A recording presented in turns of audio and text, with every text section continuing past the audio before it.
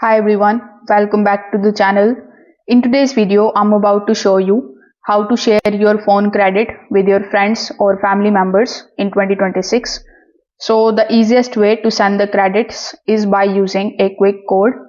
For that, you need to open your phone's dial pad.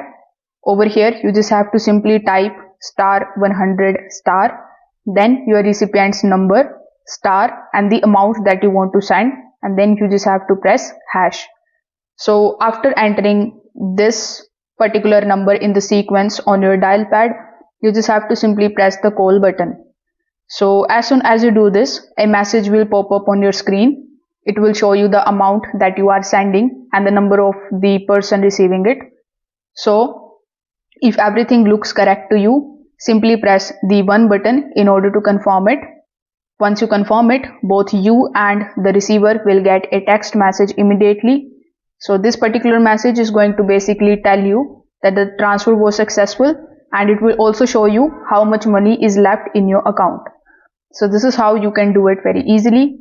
If this video helped you out, make sure that you like this video and subscribe to the channel. Thanks for watching.